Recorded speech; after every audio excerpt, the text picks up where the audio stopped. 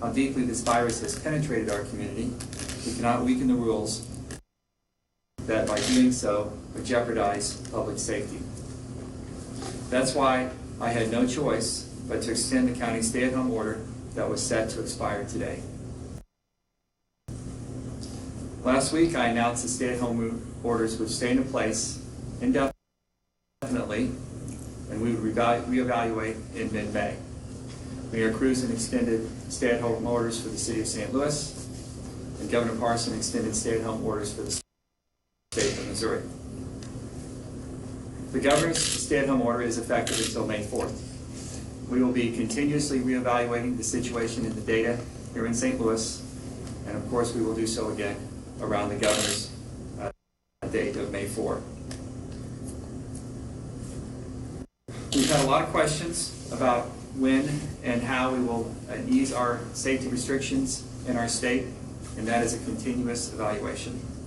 Dr. Garza said in his briefing yesterday with the St. Louis Metropolitan Pandemic Task Force, we must be sure to do this the right way. We don't get a second chance to do this right. I've seen the media coverage of the protests, including the one here in Clayton yesterday. And I know people are anxious to get back to the way it was before COVID-19. This pandemic has taken a devastating toll on our economy, and we are in discussions right now about what a gradual reopening would look like.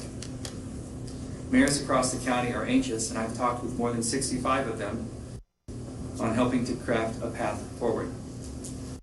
Our business leaders are also working with me in a way to design a safe process for getting more businesses open in our community and more people back to work. Our Department of Public Health is putting together guidelines as well to help our businesses open in a safe way with cleaning protocols, crowd size guidelines, and social distancing discussions. I've also worked with our Parks Director since we decided to close the parks, talking about what a gradual reopening of our parks might look like. We could perhaps start with trails, but I'll have something to announce later this week or early next week. Everyone I talk to wants to know, again, when will we get back to the way it was pre-COVID-19? I would like to give a definitive answer, but I can't. I'm following the lead of our healthcare professionals, our community leaders, our hospital systems, and we're all keeping tabs on the number of admissions to hospitals, ICU admissions, the number of people on ventilators, and the number of positive tests. More testing gets us more quickly to the answer that we need on how long this goes. And as history has shown us, viruses seldom come and go quickly. They are often here for second and third waves. We can't let our guard down, and we can't do all the great collaborative work that we've done here in St. Louis. We've seen how this virus has affected the coasts and affected other communities around the globe. Once we are comfortable that this virus is under control, then we can start to look at what reopening our community will look like. But we're not there yet. Last night, the County Council advanced two important pieces of legislation.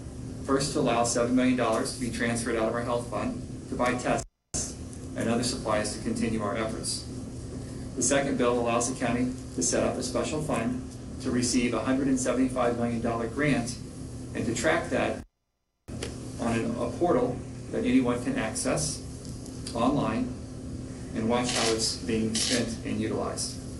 We are expected to receive this federal grant on Friday. The bill will also allow us to create a web portal for the public to keep tabs on all of this, as we discussed, and that this grant will serve as a lifeline to our communities. Work on this portal is underway, and we should be able to announce this as the Council passes the appropriate to our African American communities disproportionately. We need to provide more outreach and make sure that tests and access to testing centers is available. Testing on demand will allow us to pivot towards reopening our communities and getting people back to work. With this CARES Act grant, we can move quickly to provide people with the testing and the care that they need. This grant can only be used for COVID-19 related expenses, and the money must follow the federal guidelines and will be overseen by the U.S. Inspector General. This grant will be used exclusively to help our community recover from the healthcare crisis, the humanitarian crisis, and the economic crisis. This is like anything we have never seen before. Together we will get through this. Together we will come back stronger. And together we must continue to follow the restrictions that are in place so we don't undo all of our good work. I'd be glad to take any questions.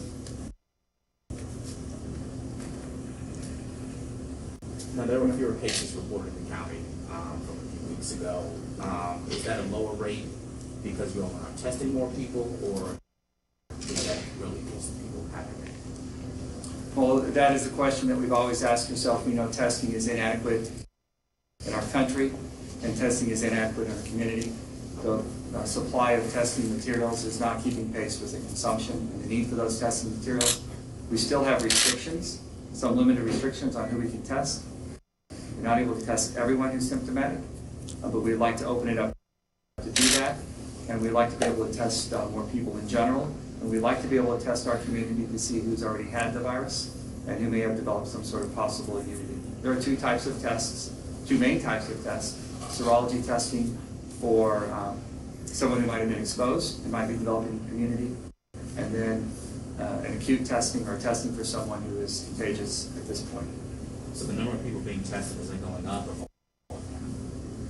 the testing results, so the exact data on the testing results is on our website, but we are still limited in supplies. We have a few more testing supplies. We're gradually increasing our testing supplies. The market to purchase testing supplies is extraordinarily competitive.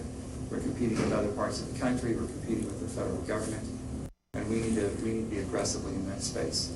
Testing is the key to identifying people who are sick, to getting them treated, and to getting our restrictions, our safety restrictions listed, because testing, isolation, quarantine of close contacts is the proper way to treat an epidemic in the 21st century.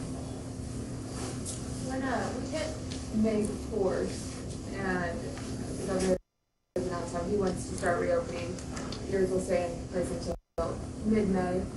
When we have that disparity between the two stay-at-home orders, the state one and the county one, do we know which one holds more weight, which one supersedes which? Yes, the governor has stated in the past and will continue to clarify that he will leave it up to local jurisdictions who are more impacted by COVID-19 infections to continue with their own local orders. We know here in St. Louis County, over a third of the cases in the state of Missouri are here in St. Louis County. We have less than a sixth of the population. We are disproportionately impacted here, and we will be following closely here in St. Louis County the advice of our public health officials, our health systems, and our community leaders as we decide on how and when to lift our restrictions and our safety orders. What are your thoughts of Franklin County opening up to some businesses, I believe, on Friday? And then is there worry that some county residents, if you go other places, who don't have some of those stay-at-home orders in place, and they're coming back here to the county? Well, Franklin County will lift some of their restrictions, what I've read and seen, again with restrictions on movement and crowd sizes. Franklin County is different than St. Louis County. We have many, many more infections, many, many more hospitalizations here in St. Louis County. We'll certainly be watching the situation closely and how it might impact us, but we're very focused on the number of infections in St. Louis County, and we're going to very closely follow the advice of the doctors and public health officials and our health systems. Last question I have.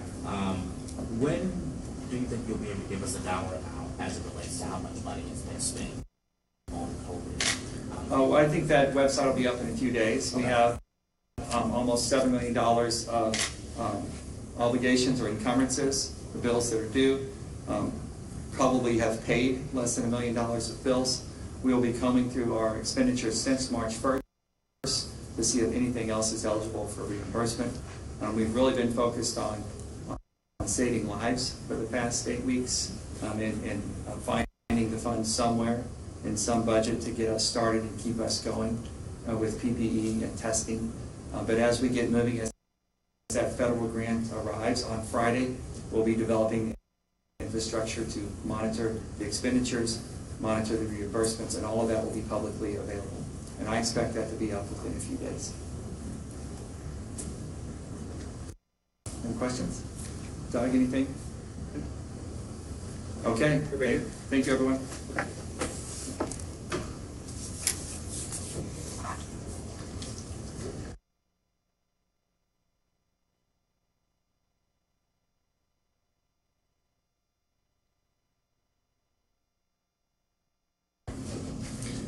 Good morning. Let's start with the stay-at-home order that I put into place last month as this virus began spreading in our community. As I mentioned last week, I extended this stay-at-home order indefinitely with plans to revisit in mid-May. This was in conjunction with actions by Mayor Cruzen and Governor Parson. Actually, we will begin revisiting what an opening of government will look like over the next couple of weeks. We expect over this week that the hospitalizations, the ICU admissions will begin to peak. As that happens, we'll be able to revisit what opening the government will look like, what opening up the businesses in our community will look like. We don't want to do it too soon.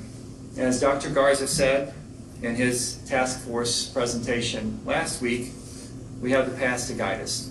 We know that in 1918, when they reopened too soon, the second and third peaks were even more deadly than the first. We have to recognize and respect and understand that risk. If the peak of the infections and the hospitalizations happen this week, as expected, we'll see what that looks like, and then we'll begin thinking of what reopening our businesses look like. We're watching the models very closely. We're watching the hospitalizations. We're watching the ICU admissions. We're watching our feedback from our public health officials and testing in the community. I do want to stop here for a minute and say thank you. The sacrifices that our citizens are making are working. Staying at home when possible, wearing a mask when out in public, practicing social distancing is what's keeping this virus in check. We know it's difficult, but we have to do it. This has certainly been a heroic effort across our community. We have many, many heroes in all fronts. Our healthcare workers on the front lines, our grocery workers, our Metro bus drivers who are making sure that our healthcare workers are here or available in our hospitals to take care of our sick. Our grocery workers are in the stores, restocking the shelves and making sure that we have food. When the worst comes our way, we step up as a community. And I just want to say that I'm really proud of St. Louis County and the St. Louis region for how far we have come. Later this week, we're expected to receive federal funds from the CARES Stimulus Act. With nearly $175 million, we can buy more testing supplies, which is what we need to take care of sick people in our community and to come up with a pathway to reopen our business and commerce. This is a very competitive environment to purchase tests, and we need to be in this environment as fast and as quickly as possible. These funds will also use to pay for hotel stays for first responders who are quarantining away from their families, and we already have contracts in place. We expect to be reimbursing those contracts and those stays from the federal stimulus funds. Hotel rooms are also available to take care of unhoused individuals in our community who are COVID-19 positive, so they can be in isolation, safe, and not without a place to live. The funds will be used to cover overtime for first responders. They'll be used to support our Dignity Transfer Center, which is scheduled to open Tuesday, to provide relief for funeral homes, hospitals, and morgues in the region who might be overwhelmed. And this is an expense that we expect to be reimbursed over $2 million. I've also requested legislation that will create a transparency portal so anyone at home can follow online on all the expenditures that have been attributed to the CARES Act stimulus funding as we begin to rescue our community from this epidemic. We have to spend this money with urgency, but also responsibility. And I look forward to the council approving this bill so we can get started providing that information in an easily accessible way. It's imperative that the public knows how this money is being spent. The more people we get tested, the more they have access to the health care they need, and the quicker we can get our economy moving again. I've spoken with more than 65 of our county's mayors, several who are concerned about the economic impact this is having on our community, and I understand that, and I hear what they're saying. Working closely with our municipal leaders and our business community, planning will begin immediately to see how we can loosen our social distancing restrictions and begin to reopen our economy. We are also looking to see what reopening our parks will look like. I know at this time of the year it's very difficult to not have access to our parks. I hope to have more to share in the next few days about what that plan would be. Responding to this pandemic is a balance between planning for the future, learning from the past, and addressing the challenges that we have here today.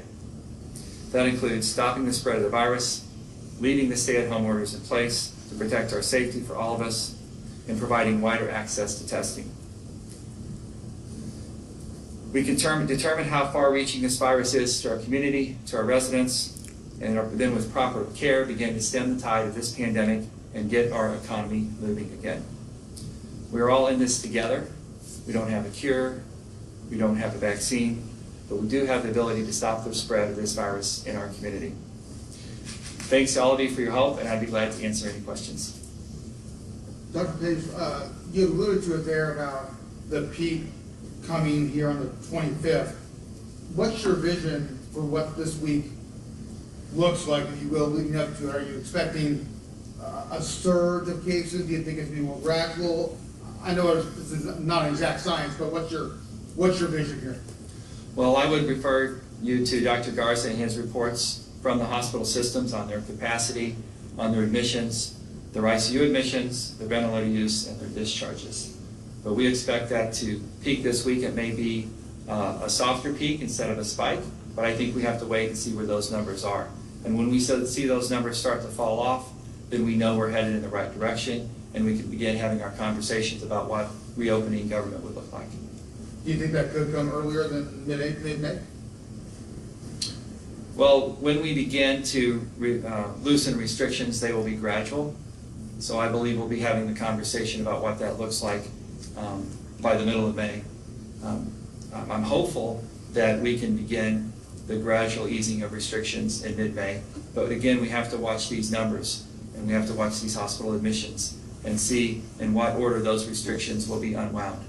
You know, we wound them up in steps, and I would expect that we would also unwind them in steps. So probably not before mid-May then? It's really not responsible to try and predict what the testing capacity, what the infection rate, what the hospitalizations will be at the end of this week or the end of next week. And those are data points we need to talk about loosening restrictions. So for me to give you a date would be a little bit like predicting the weather 4 weeks from now.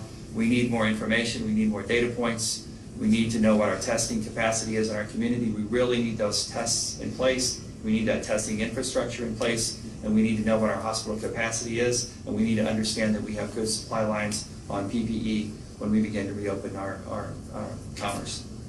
Do you think that the county council, regarding $175 million, do you think the county council should have oversight or at least some sort of input in how that money is spent going forward once it arrives? What are the control mechanisms you think should be in place there? Well, you know, the county council members have always been partners in how we make decisions in our community, and they will always, their opinions will always be important to me. I do believe that trickling this money out over weeks or trying to pass an appropriations bill for every emergency expenditure isn't responsible, and that's not how anyone in this country manages an emergency. That's not how the state's managing it, that's not how any state's managing it. The proper procedure is to get those funds in an emergency fund that can be drawn down from immediately to purchase supplies that we need immediately, and all of those purchases should be displayed in real time on a portal for everyone to see where it's going. And that's the way you manage an emergency. This is not a traditional appropriations process where we can be leisurely in purchasing supplies or anything else that we need. So if I hear you correctly, you're saying that you should make those decisions without county council approval? No, that's not what I said. Okay, I'm sorry. I should make, those decisions should be made by our emergency personnel staff, my department directors, and everyone else that works for county government, including whoever we have as our partners in the community that are telling us what we need. But we know what we need right now. We need a massive testing infrastructure. We need massive contact tracing. And going back to the council for approval, each time we need to make one of those purchases, delays providing care to our community, delays reopening commerce in our community, and that's not how anyone in this country manages an emergency, and that's not how this is designed. But their opinion on what our needs are is very important to me. I expect to be working with the council members very closely as we talk about what reopening commerce in our community looks like, as we talk about where the needs are in our community for testing and healthcare. I expect them to continue to be my partners and the partners of all county government as we make those decisions. But going back to the council on a weekly basis or every 2-week basis to approve purchasing of emergency supplies is not the right way to do this. So you're talking about department heads making those calls and then transparently reporting that on that other. In real time, everyone will be able to follow along on the expenditures and have an opinion about where the trends are going, and that's the right way to manage an emergency situation. And we do have an emergency, and if we do not make decisions promptly, if we do not make purchases of needed supplies quickly, it will dramatically delay the supply of health care to our community, and it will dramatically delay our ability to reopen government and reopen commerce in a timely manner.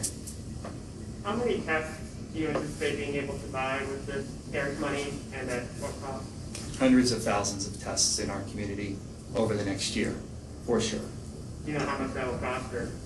Well, the costs will change. You know, these are all variables that haven't been completely identified. The testing technology changes almost on a weekly basis. There's new tests coming online that are being validated as we speak, serology tests that will measure immunity. And then there are new kinds of tests that that can measure whether or not the virus is present in a person right now, which would be an acute infection. That technology is changing quickly. There are saliva tests, there are serology tests, there are nasal swab tests that are changing. And right now that stuff's pretty expensive. It's $25, $26 a test. So 100,000 tests is $2.5 million. But it's not just the testing materials. We need 2 types of tests. We need to measure immunity, and folks will have to test for immunity more than once, most likely. If they were negative at one point in time and there's a life event that changes, maybe a month or 2 or 3, they need to be tested again. So we need to figure out what those protocols are, talk to our public health experts, but it's not just the purchase of a test, it's the infrastructure to have that test processed, to take that test, to have someone test someone else, to get those test results, and then also the infrastructure of contact tracing. We need a massive contact tracing group in our community going out and talking to people who have been exposed to someone who has tested positive. And those folks need to be tested. They may need to be quarantined. They certainly need to be warned. And that's how we reopen commerce in our community, as we focus on people who are positive or who have been exposed to someone's positive, who's positive, and then everyone else can go about their activity and get our business community opening again. But those tests are so important, and that infrastructure of contact tracing is so important to getting our economy open. Are you hiring more people who can contact trace? We have an enormous group of volunteers, and we also are planning to hire. Again, I need the emergency money in place so we can do this and other things that we discover along the way and not be delayed by going back to the council each time and say, we have something else, let's process a budget bill, and in 2 weeks we can have the funds to do it. Some of these things are extraordinarily immediate, and that's why we do things differently in an emergency. One more. The transfer center morgue that's scheduled to open tomorrow. If we do have a softer peak, as you mentioned, how much capacity of that morgue are you anticipating using? I think it's 1,300 that it could hold. Yeah, the Dignity Transfer Center has much more capacity than we hope we need. And like in any emergency, we plan for the worst and hope for the best, and we'll be prepared either way. It would be great if we don't need to use much of that capacity, but we've seen how this has developed in other parts of the world and other parts of the country, and we want to be prepared. You said it's set to open tomorrow, Yes.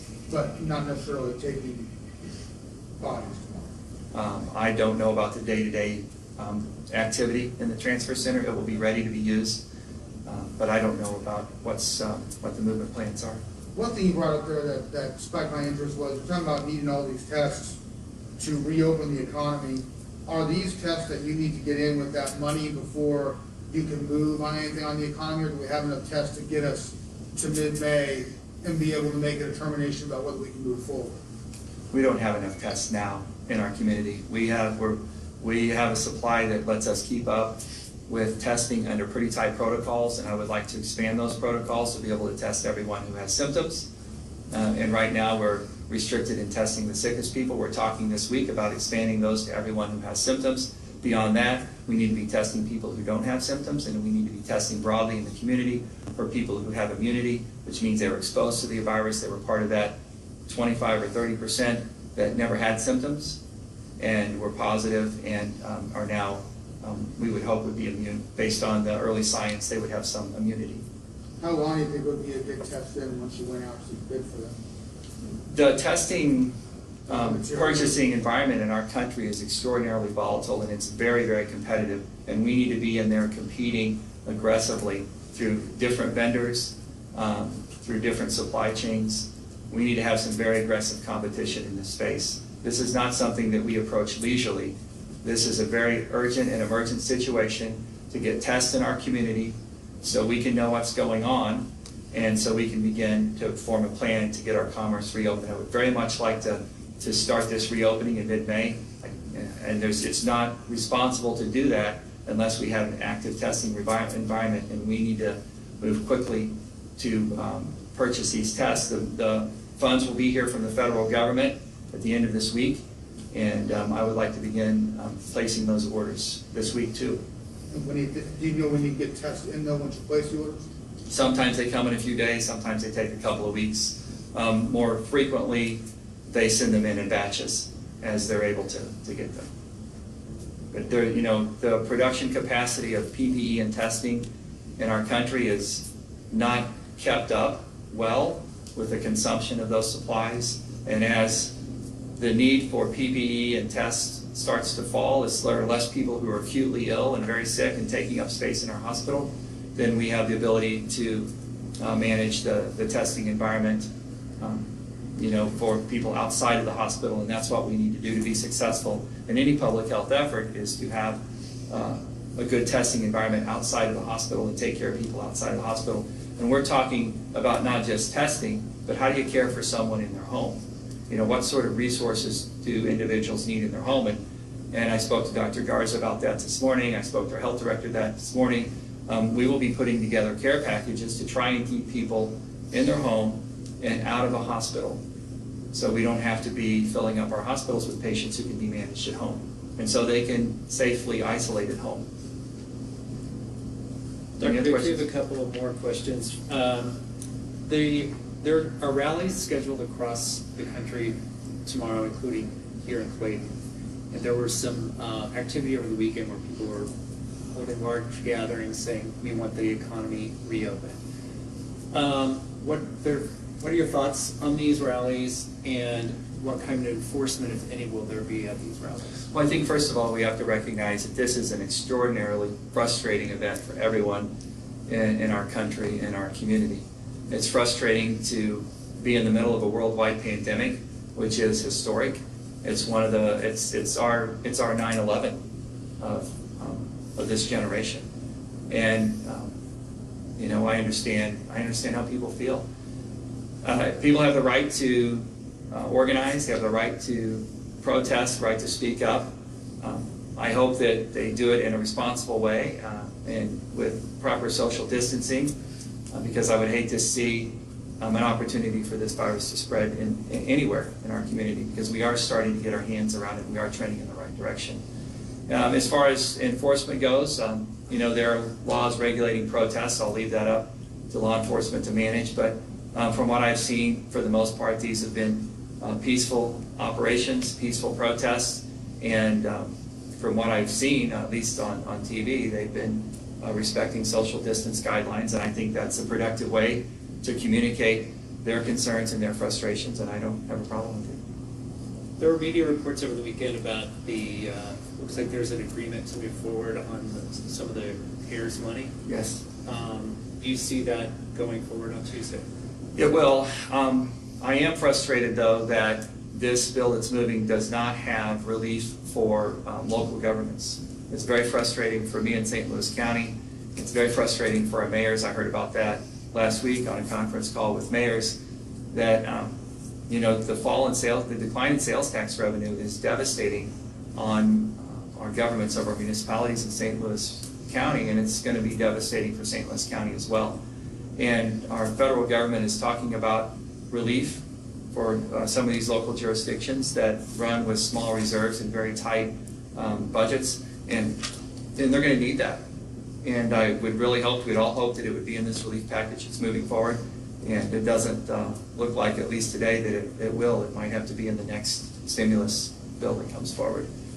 But we do need those funds, and there has been some frustration, I know, among our municipalities that this $175 million can't be used to replace their lost revenue, their lost sales tax revenue, and it can't. That's just what the law says. That's what the federal law says. If we spend these funds, this $175 million, in a way that's not consistent with the federal guidelines, then they will claw back, and we'll just have to pay it back.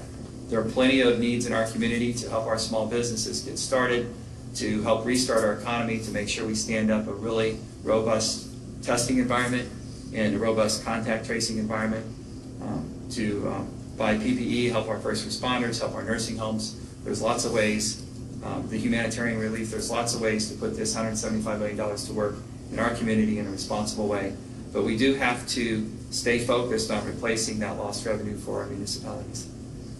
One more question is, do you have any idea how much the county has spent so far on COVID-related expenses? I hope to know that by this week.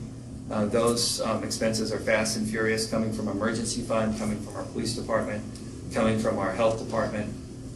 A lot of PPE, a lot of hotel contracts, a lot of overtime that's currently being absorbed in our personnel budgets, but will have to be paid back, especially as we get farther along into the year. The $7 million that you talked about last week, is that up for approval tomorrow at the county council? And if so, are you thinking that will get through? No, I think it'll get through. I think, there's a lot of pressure on our council members by a lot of people who are frustrated with where we are. And, they have to navigate that. That's what you do in elected office. You listen to the frustrations of the people you represent, and then you try and make the right decision to take our community in the right direction. And I understand the feedback that they're getting. But in the end, this is an emergency, and we need to move forward and act quickly in this emergency to get people back on their feet. And a delay in processing appropriations in an emergency will delay our access to tests, will delay our ability to reopen commerce in our community. One more question for me is, what would be your message to those mayors and those business owners and elected officials who you spoke with about the frustration of this? What do you think is important for them to know moving forward? Well, I think we should learn from what's happening around the world and around the country, that if we don't make the right decisions at the right point in time, then the impact will be devastating. If we manage our social distancing decisions correctly, we manage our public health response correctly, the economic impact on our community over the next couple of months will be much, much less than it would have been otherwise. And so we need to get through this with doing everything we can to save lives, but also keep an eye on getting our economy reopened.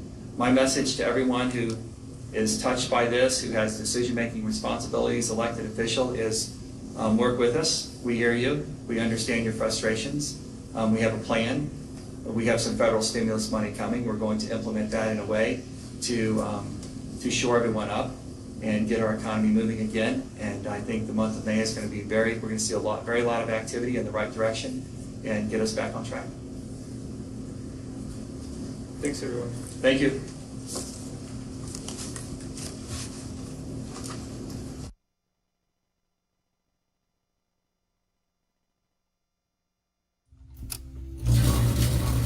My biggest hobby is sewing, so I had always planned to kind of make some masks for my friends and family. Then I